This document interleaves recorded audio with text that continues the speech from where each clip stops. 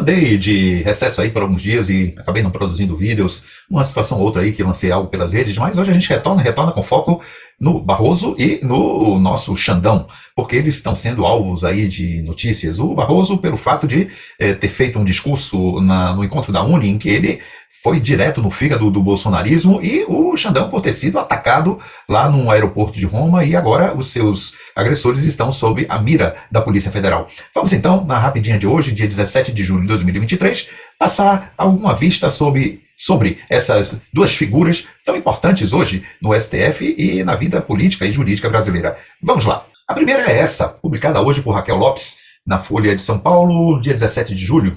Hoje, 14 horas e 16 minutos, ministro de Lula defende Barroso após fala sobre bolsonarismo e diz que houve interpretação rigorosa.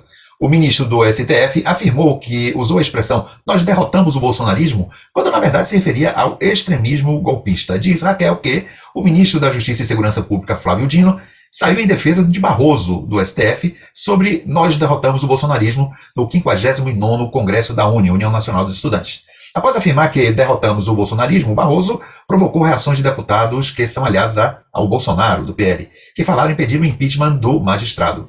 E Dino diz: a interpretação em relação ao pronunciamento do ministro Barroso, e eu estava lá, foi um pouco rigorosa demais, não houve uma partidarização. Ele mencionou o nome de uma corrente política, como em outros momentos, inclusive em julgamentos, já houve essa menção. Essa fala do Dino tem a ver com, por exemplo, a fala de um juiz do STF, o Gilmar Mendes, que em certo momento, quando o PT esteve em desgraça, disse que o PT formava uma cleptocracia, o que é mais grave até do que disse o Barroso, ou tão grave quanto, e na época ninguém na mídia, nenhum partido falou algo a respeito disso, na época em que o PT era altamente linchado pela mídia da Casa Grande e pelos seguidores da direita.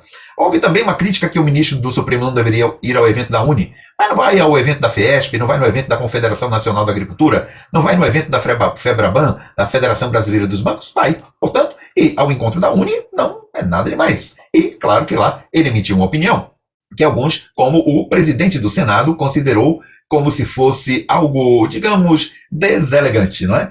Bom, o Rodrigo Pacheco, então, falou que foi infeliz, inadequada e inoportuna fala do Barroso e criticou a presença desse ministro do STF em um evento de natureza política. Naturalmente, que toda vez que há uma manifestação clara sobre a direita, e claro que este presidente Rodrigo Pacheco do Senado é da centro-direita, reage ferozmente. Mas ninguém reagiu assim com Gilmar Mendes quando ele atacou o PT e as esquerdas, acusando-as de ladras. A outra notícia é a preservação de imagens das câmeras de aeroporto após Moraes ser hostilizado. As gravações serão confrontadas com depoimentos dos suspeitos da ação contra o ministro. A reportagem de José Marques e de Raquel Lopes, também dia 17 de julho, hoje, às 11 horas e 7 minutos. A Polícia Federal pediu a preservação das imagens das câmeras de segurança do Aeroporto Internacional de Roma para averiguar a conduta de brasileiros que hostilizaram na sexta-feira, 14, o Alexandre de Moraes, do STF, e seus familiares, inclusive com o filho dele sendo agredido com um tapa no rosto que tirou o seu óculos. Ainda não houve a formalização do pedido de acesso a essas imagens, segundo a Folha apurou, com pessoas que acompanharam a investigação. Isso é feito por meio de cooperação internacional.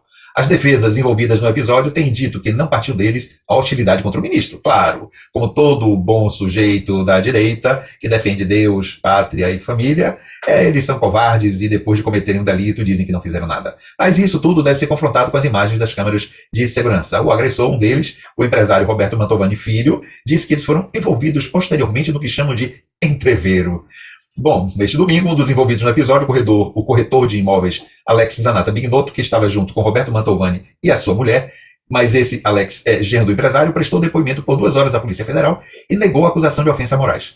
Mantovani e a esposa, que nos referimos, Andréa Munarão, serão ouvidos nesta terça, dia 18. O que podemos depreender dessa situação envolvendo o Barroso e envolvendo o Alexandre de Moraes não é difícil de entender. O Barroso está recebendo o troco das direitas pelo discurso que ele pronunciou, e as direitas acusam-no, portanto, de ser um perseguidor do Bolsonaro.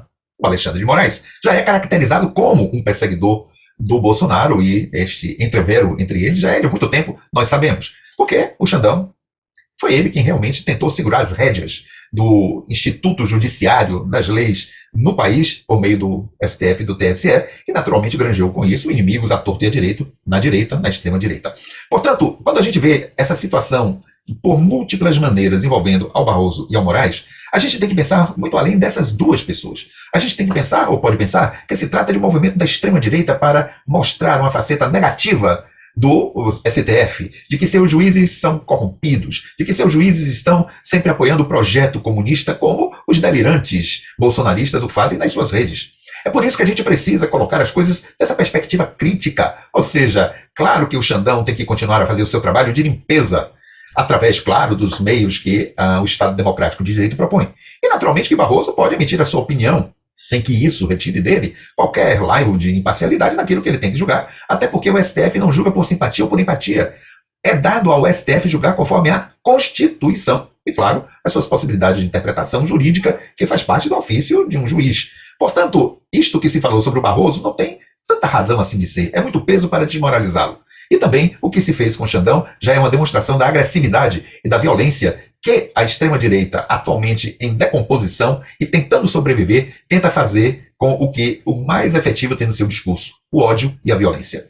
Esperamos que os bandidos de todos os lados, inclusive não só aqueles que agrediram ao Alexandre de Moraes e sua família, mas esses que ficam criando casos excessivos para tentar desmoralizar o Barroso, possam sofrer penalidades para que restauremos no Brasil o clima de, sim, liberdade de opinião, mas também de respeito às instituições e às autoridades, claro, quando essas merecem. E até o momento, o Barroso e o Alexandre de Moraes não fizeram por merecer quaisquer imprecações por parte do público, senão de que, às vezes, sendo seres humanos, eles também podem falhar. Mas a atuação jurídica de ambos, até o momento, não está dentro deste escopo de condenação, não é verdade? Então, ficamos aqui e um abraço e até uma próxima oportunidade. Até lá.